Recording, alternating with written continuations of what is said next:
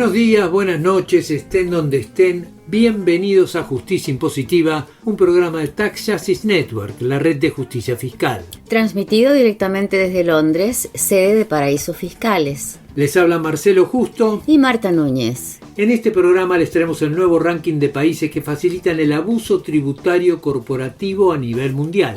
Analizamos el caso de Luxemburgo, un imán financiero para las multinacionales y las fortunas de América Latina. Las Naciones Unidas hacen ilusionar con la propuesta de un nuevo esquema tributario y financiero internacional. Y vemos qué está pasando en Centroamérica en tiempos de pandemia, cómo financiar la salud con baja presión fiscal y una endémica evasión impositiva. Esto es Justicia Impositiva, un programa de Tax Justice Network, la red de justicia fiscal. Una de las cosas que está revelando la actual pandemia es el absurdo orden mundial en que vivimos. El escándalo de las vacunas es un ejemplo. En medio de una crisis sanitaria mundial, tenemos que el 75% de las vacunaciones se hicieron en 10 países, mientras que en unas 130 naciones no se ha administrado ni una dosis. Esto no es solo injusto, inhumano, es también absurdo, porque en salud pública o nos salvamos todos o no se salva nadie. Cualquier avance aislado de un país, por más rico y poderoso que sea, tendrá patas cortas porque estará siempre expuesto a las mutaciones que se generen en países no vacunados. Ahora bien, un absurdo de esta naturaleza no surge de la nada, sale de un mundo que precede en mucho a la pandemia. Miremos, por ejemplo, las reglas financieras e impositivas globales. La Organización de la Cooperación y Desarrollo, la OCDE, un club de países ricos con algún que otro socio del mundo en desarrollo, es desde los años 60 una organización clave en la definición de la arquitectura financiera e impositiva global. El nuevo ranking que publicó la Tax Justice Network sobre las jurisdicciones a nivel mundial que más facilitan la evasión y elusión fiscal de las corporaciones muestra que precisamente un grupo de miembros de este club que dicta reglas sobre la transparencia financiera es responsable del 68% del abuso tributario corporativo a nivel mundial. Con lo cual no sorprende mucho que las reglas internas de la OCDE para vigilar los flujos financieros globales no hayan detectado lo que está ocurriendo en el propio interior de la organización. Así las cosas, hay un creciente llamado para reemplazar estas reglas impositivas internacionales de la OCDE con un convenio impositivo de las Naciones Unidas,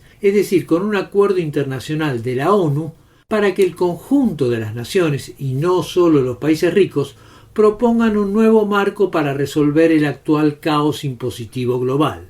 Más adelante en el programa hablaremos sobre el proyecto que acaba de acordar un panel de la ONU para un sistema financiero internacional con transparencia e integridad. Pero por ahora, concentrémonos en el informe de la Tax Justice Network sobre este nuevo ranking de facilitadores del abuso tributario global. En diálogo con Justicia Impositiva, Lucas Millán, de la Tax Justice Network, señaló que el nuevo índice de paraísos fiscales corporativos nos da una clara idea del actual orden financiero global.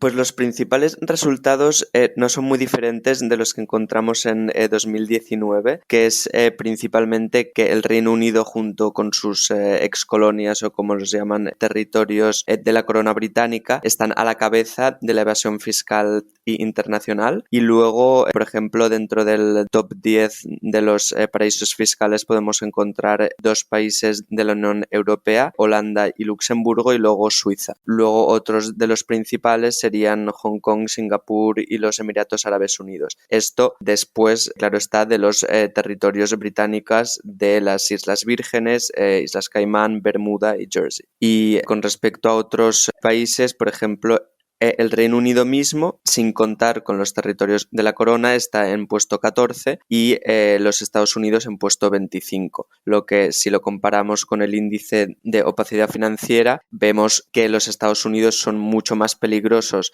en cuanto a que permiten el secreto bancario, digamos, y la opacidad de la información financiera, son mucho más peligrosos en ese sentido que en el sentido de la evasión fiscal de las corporaciones. Como estás diciendo, hablamos de países y jurisdicciones que en su mayoría pertenecen o están vinculadas a la Organización para la Cooperación y el Desarrollo, la OCDE. En teoría, la OCDE está a cargo de las reglas que organizan la arquitectura impositiva global en este momento. Y es una ironía, parece realmente el zorro a cargo de cuidar el gallinero. ¿Cómo lo evalúan esto? Pues, por ejemplo, lo que hemos hecho es, teniendo en cuenta nuestro análisis del riesgo de evasión fiscal internacional, que lo hacemos midiendo una serie de características legales de cada país, y lo que hemos hecho es compararlo con el análisis que hace la OCDE de lo que es, por ejemplo, un régimen fiscal nocivo frente a uno que no es nocivo.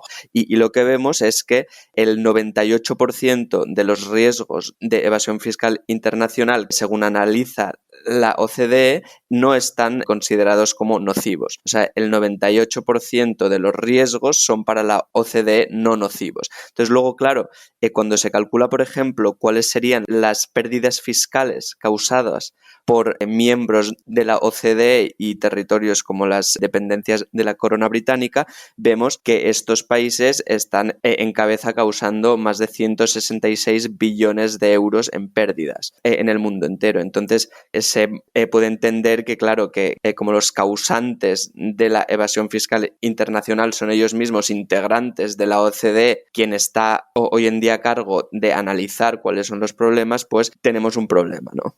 Bueno, y este es un problema grave en tanto, sí, por décadas ha sido la OCDE la que ha estado a cargo de trazar los principales lineamientos, digamos, de regulación que hay a este respecto. Ahora, mientras tanto, ¿hay alguna posibilidad de seguir avanzando con la OCDE o hay que directamente descartarlo? ¿O hay, digamos, alguna posibilidad de dar una batalla interna dentro de la OCDE para que la OCDE cambie o se necesita directamente una alternativa? Pues lo que pensamos en Tax Justice Network es que estos problemas que son de rango global se tendrían que atacar directamente a nivel de las Naciones Unidas y más específicamente, digamos, el Comité para la Imposición, que está en las Naciones Unidas pero que no tiene, digamos, un mandato claro y sobre todo no tiene los medios que tiene la OCDE para hacer análisis y seguimiento de los problemas fiscales, ¿no? Pero puestos, digamos, a continuar dentro de este sistema de la OCDE, pues yo creo que varias cosas podrían cambiar. Por ejemplo, como la consideración de lo que es un régimen fiscal nocivo, un régimen fiscal malo, una regla mala, pues yo creo que la OCDE podría extender su definición para incluir a todos los regímenes que facilitan la evasión fiscal de las multinacionales. Y es decir, todos los regímenes que permiten que las multinacionales asignen beneficios a países sin impuestos, sin importar en realidad el lugar donde tienen la actividad económica real. Y si la OCDE tuviera en cuenta como nocivos todos estos rasgos fiscales, pues permitiría poner una presión real a los paraísos fiscales tanto dentro como fuera de la OCDE. Luego, otro de los principales problemas es que los profesionales y todo el círculo de presión corporativa que está alrededor de la OCDE están muy cercanos a lo que se llama el Arm's Length Principle, que es como un principio de base en la teoría fiscal internacional, que es un principio que es bastante contradictorio, que es que se considera a dos entidades controladas por un mismo grupo de interés económico, como sería una multinacional, y se considera, bajo este Arm's Length Principle, se considera que estas entidades son independientes. Y entonces, claro, esto facilita como un mundo como de ficción fiscal que está muy lejos de la realidad. Lucas Millán, de la Tax Justice Network, en diálogo con Justicia Impositiva. En segundos, un caso específico de este índice corporativo de paraísos fiscales, Luxemburgo.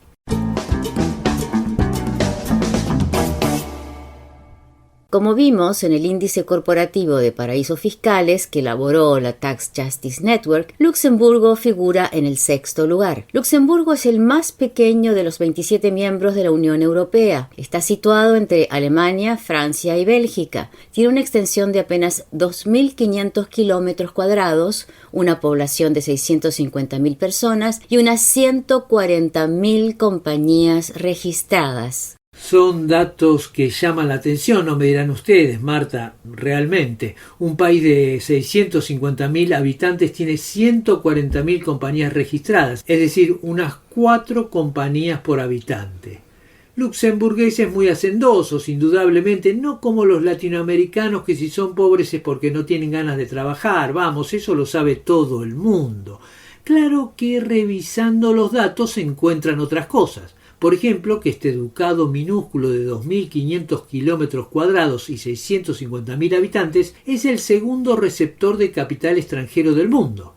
En diciembre de 2019 había más de 5 billones, es decir, 5 millones de euros de inversión de portafolio en este ducado, unas 3 veces el Producto Interno Bruto de la mayor economía regional, Brasil. Con lo cual hace pensar que más que hacendosos, los luxemburgueses son habitantes de lujo del realismo mágico de los paraísos fiscales. Y estos datos, Marcelo, deberían acabar con otra teoría que también pertenece al realismo mágico económico y que dice que tiene que haber plena libertad de mercado para que haya una eficiente asignación de recursos. ¿Dónde está la eficiente asignación de recursos en que un territorio de esta naturaleza sea el segundo receptor de capital extranjero? ¿Eficiencia para quién? En la Unión Europea, Luxemburgo, junto a Holanda, Bélgica, Malta, Chipre y Hungría, son los grandes paraísos fiscales que chupan recursos de otros países europeos y del resto del mundo, como queda claro, no solo en el índice de paraísos fiscales corporativos de la Tax Justice Network, sino en un nuevo escándalo, los Open Lux. Esta investigación es un trabajo conjunto de periódicos de Francia, Bélgica, Estados Unidos y el consorcio de periodistas nucleados en The Organized Crime and Corruption Reporting Project y revela el papel que cumple el minúsculo Ducado de Luxemburgo en esta maquinaria de la opacidad financiera global. Justicia Impositiva se puso en contacto con Ricardo Marner, economista de ICRICT, la Comisión Independiente para la Reforma de los Impuestos Corporativos, quien comenzó por destacar la importancia de esta denuncia.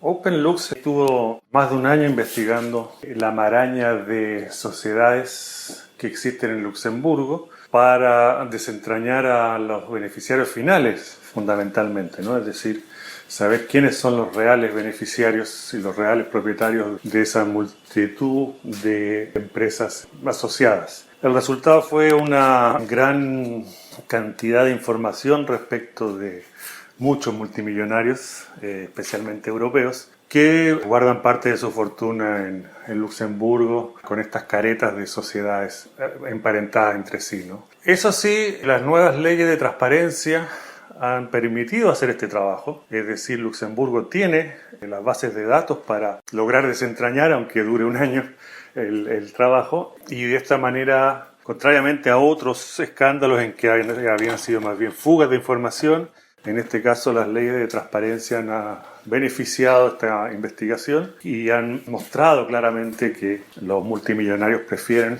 tener parte de sus activos en Luxemburgo. ¿Por qué Luxemburgo? Hay dos temas que son importantes dentro de la misma comunidad. La competencia fiscal que se ha generado, ¿no es cierto?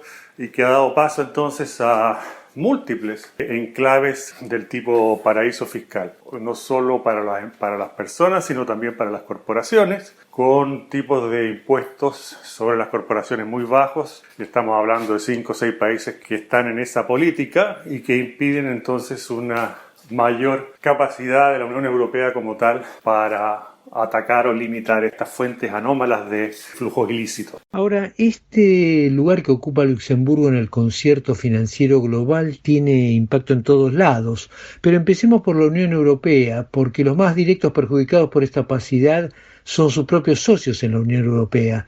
Se trata realmente de un tema de voluntad política para generar una mayor presión sobre estos países que están dividiendo la causa tributaria o la causa del gasto fiscal, porque al final de cuentas en un periodo de urgencia como el que vivimos es necesario tener los recursos y claridad y transparencia respecto de su recaudación Y la voluntad política aparentemente no está, no hay capacidad de quebrar esta regla de unanimidad de la Comunidad Europea, a menos que se utilice artículos como los de libre competencia para efectivamente generar un freno o un cambio de tendencia en lo que respecta a la competencia fiscal.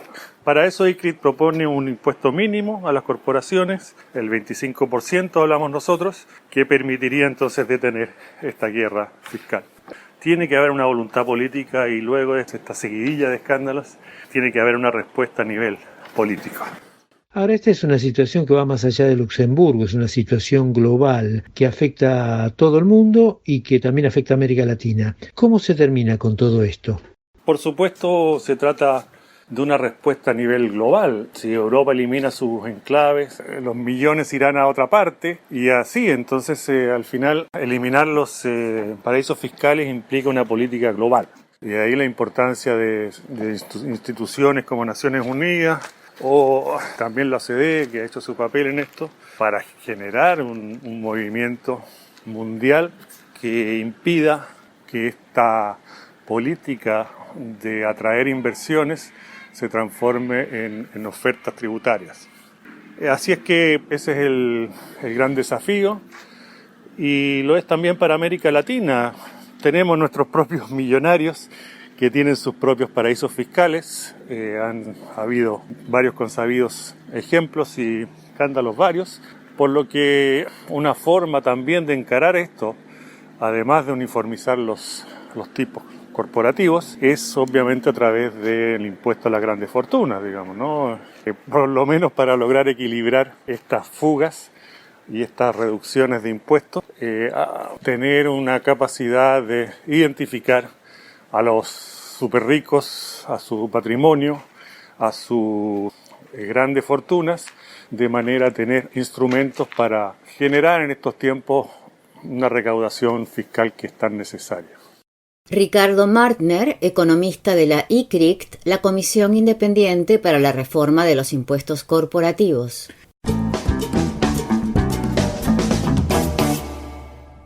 ¿Cómo hacemos para salir de este infierno de la evasión fiscal global y su inevitable consecuencia, la subinversión de los servicios públicos esenciales, esos que hoy con la pandemia son más importantes que nunca? Cada país tiene un margen de maniobra para avanzar en esta lucha, pero no cabe duda que en una economía globalizada y desregulada, la dimensión internacional es indispensable.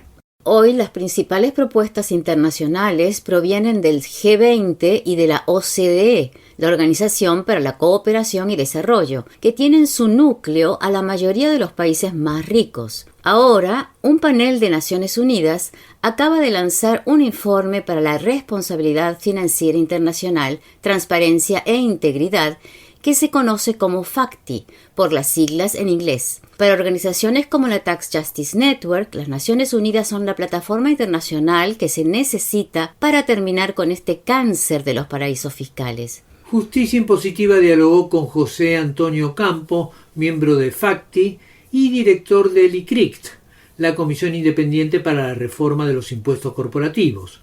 Ocampo comenzó por explicar las propuestas de este panel de la ONU para la reorganización del sistema financiero internacional.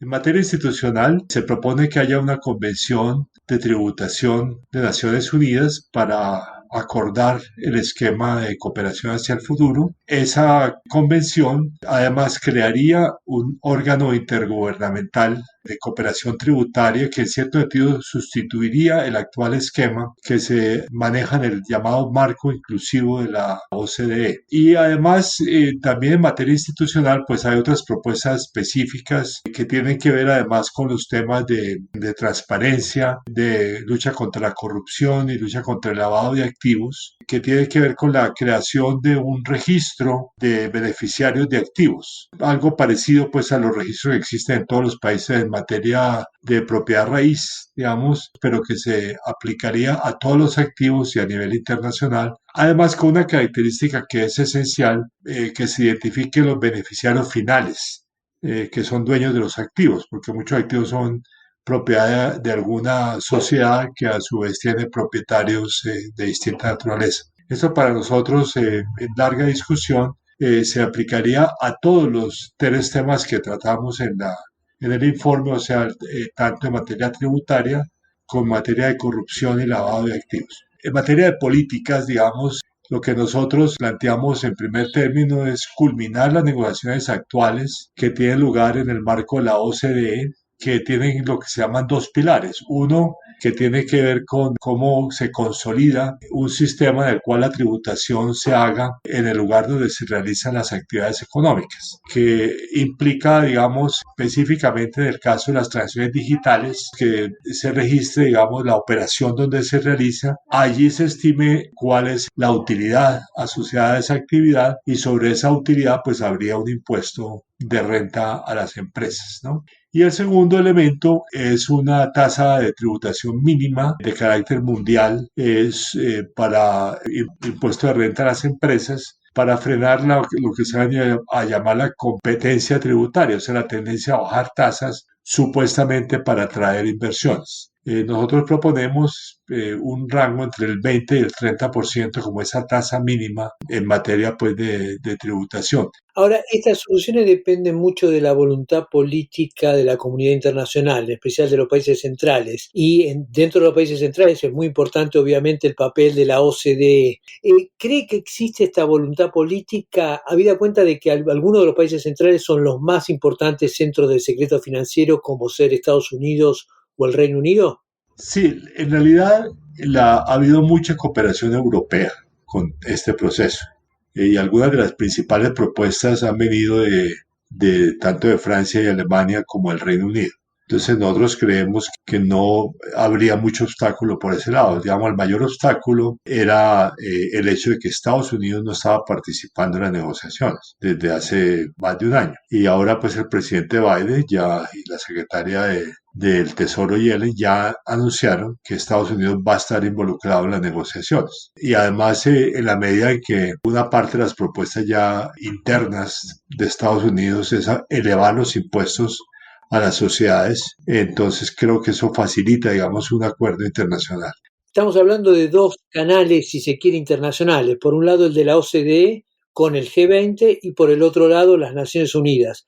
¿No hay un conflicto acá, si se quiere, de poderes? Bueno, en principio todos los miembros de la OCDE son también miembros de las Naciones Unidas. Obviamente la decisión que tuvo el Grupo de los 20 de asignar esta tarea, digamos, a la OCDE tuvo como marco primero la experiencia larga de la OCDE en cooperación tributaria entre países desarrollados, ¿no? Que es de larga data. Pero además, pues obviamente el equilibrio político, digamos, que hay en la OCDE, pues en el cual prevalecen obviamente los principales países desarrollados. Pero, digamos, la propuesta nuestra de pasar esa tarea a las Naciones Unidas es básicamente un tema de participación. O sea, que los países en desarrollo se sientan que están adecuadamente representados en las negociaciones correspondientes. Bueno, yo diría, ojalá, digamos, se adopte esto en el marco de Naciones Unidas, pero bueno, eventualmente, debo decir, pues, si esa parte de la propuesta no funciona, podría seguirse trabajando en mejorar el marco inclusivo de la OCDE, que es donde se llevan a cabo las negociaciones, sobre todo para que los países en desarrollo se sientan adecuadamente representados. José Antonio Campo, miembro del FACTI y director del ICRICT, la Comisión Independiente para la Reforma de los Impuestos Corporativos.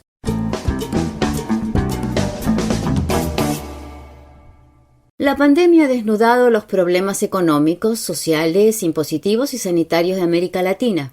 Centroamérica es la subregión más comprometida por su bajísima carga impositiva y su alto nivel de evasión y elusión fiscal. La consecuencia más palpable de este caos tributario es el desfinanciamiento del sistema sanitario. ¿Qué está haciendo Centroamérica frente a esto? El Instituto Centroamericano de Estudios Fiscales, el ICEFI, acaba de presentar un análisis de la evolución tributaria de la subregión en estos últimos 5 años, con un particular énfasis en lo que sucedió desde el comienzo de la pandemia el año pasado. En términos de presión fiscal, el promedio subregional bajó a un 13,8%, muy lejos de otros países de la región como Argentina y Brasil, y todavía más lejos del promedio de los países de la OCDE. ¿Cuál es el promedio de presión fiscal de los países de la OCDE? 34%. Por supuesto, hay diferencias entre Costa Rica, Panamá, Nicaragua, Honduras, El Salvador y Guatemala, los 6 países de esta subregión. Esto fue lo que dijo a Justicia Impositiva el autor del informe, Abelardo Medina, del ICEFI, el Instituto Centroamericano de Estudios Fiscales. Bueno, debemos reconocer que todos los países de la región de alguna manera trataron de implementar una serie de acciones con el propósito, uno, de controlar el nivel de contagios derivado de la pandemia, dos, tratando de apoyar en materia de recursos a aquellos sectores que habían sido afectados y tres, tratando de apoyar a los diferentes contribuyentes para rebajarles la presión fiscal como consecuencia de la disminución de la actividad económica. Sin embargo, a pesar de que en todos los países se puede identificar razonablemente bien las 3 dimensiones, cada uno de los países lo adoptó en diferente dimensión. Así, tenemos un espectro bastante grande que va desde una muy profunda intervención de El Salvador, que fue el país que más tuvo acciones dirigidas en las 3 dimensiones, hasta Nicaragua, que fue el país en el que prácticamente no hay en ningún tipo o muy poca, decayó. Entonces, estamos hablando que el espectro es grande, pero en abstracto vemos que el efecto de la pandemia en materia fiscal dependió de la decisión política de cada uno de los gobiernos de qué tanto querían contribuir a mejorar la situación. En términos medios, encontramos a países como Guatemala y Honduras, paradójicamente los 2 países que tienen el nivel de pobreza y desigualdad más grande de la región, en donde los gobiernos, siguiendo una práctica que pudiéramos decir bastante liberal, simplemente la participación del gobierno fue muy limitada, muy pequeña, y consecuentemente se dejó prácticamente a la sociedad a que resolviera sus propios problemas. Entonces la situación fiscal no empeoró mucho, pero el ciudadano común que salir a las calles con todo y pandemia a tratar de resolver por medio de trabajos informales la situación económica. ¿Qué impacto están teniendo este tipo diferente de intervenciones de los estados en la situación sanitaria de los distintos países? De acuerdo a las estadísticas, los países que fueron más afectados en materia de contagios en este orden serían Panamá, Costa Rica, Guatemala, El Salvador, Honduras y Nicaragua. En términos de contagios, Guatemala, El Salvador y Honduras, y yo diría que en términos per cápita son relativamente similares. O sea, el triángulo norte de la región es relativamente similar, aunque en volumen, en número, pues sí aparenta, por supuesto, que Guatemala tiene más, pero Guatemala tiene el doble de la población de estos países. Entonces, cuando hablamos ya en términos per cápita, estos 3 países son muy similares, pero sí, en materia de contagio, y los países más afectados fueron Panamá y Costa Rica. Ahora bien, hay que reconocer 2 cosas, que estos países son los países más desarrollados de la región. Uno, con un nivel de ingreso per cápita de casi 4 veces del resto de los países, salvo Costa Rica, y el segundo, con un sistema de salud de primera línea, uno de los mejores del mundo. Y entonces, aunque los 2 países fueron sumamente afectados por el número de contagios, el número de muertes es mucho menor que el resto de la región. ¿Por qué? Porque simplemente, uno, las personas tenían la capacidad financiera de reaccionar, aunque el gobierno también colaboró, mientras que en el segundo, obviamente la capacidad de respuesta del sistema de salud del país era tan bueno que aun cuando hubo muchos contagios, el número de muertes no fue tan grande. Ahora, en los 3 otros países, Guatemala, El Salvador y Honduras, tienen características parecidas, pero las reacciones públicas fueron diferentes. Honduras y Guatemala tienen sistemas de salud que históricamente son muy pobres, y aunque hubo alguna reacción por parte de los gobiernos, la reacción fue muy limitada. Aunque hubo algunos intentos, esfuerzos de construir y habilitar algunos hospitales extraordinarios, efectivamente se hicieron, pero fueron más hospitales de campaña, más hospitales improvisados con el propósito de atender con escasa capacidad de reacción ante la pandemia, precisamente por el esfuerzo fiscal que realizó el gobierno, que no fue tan grande. En sentido contrario, El Salvador, sí, por la decisión del aparato público, la reacción fue mucho más grande y entonces la respuesta del gobierno fue mucho más amplia, con un sistema de reacción a la pandemia mucho mejor diseñada, y consecuentemente lo que se provocó fue que se establecieran hospitales de campaña o de emergencia mejores preparados para atender esta situación. Abelardo Medina, del ICEFI, el Instituto Centroamericano de Estudios Fiscales. Llegamos así al final de esta edición de Justicia Impositiva.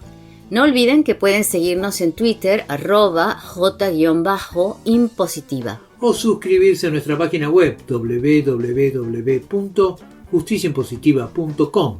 Desde los estudios de Tax Justice Network se despiden Marcelo Justo y Marta Núñez. Hasta la próxima.